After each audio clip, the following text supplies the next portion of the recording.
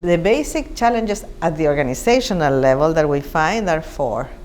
One, which we find it everywhere, and people always find it funny, but it's so true, is the founder syndrome.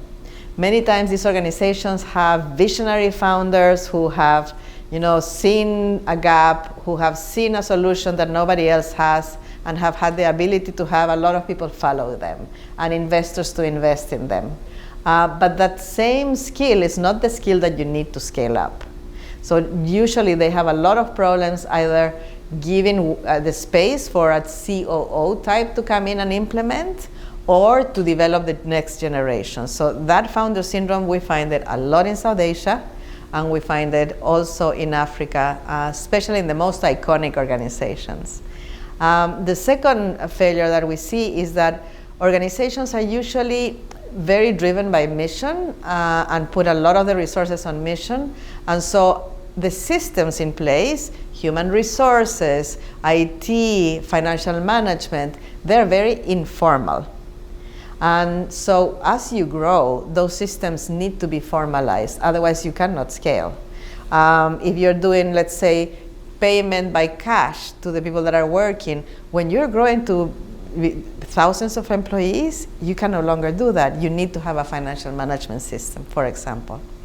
The third challenge or failure that we see is that when you go to these organizations, you hear amazing stories about how the intervention of that organization changed somebody's lives. And those stories are true, but they don't have the data. And by not having the data, the language that funders talk, the language that governments hear, is the language of data.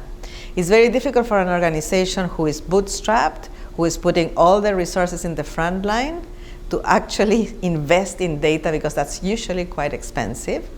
But it is an investment that has to be done, and a lot of the work we do is trying to help organizations understand why this is so important.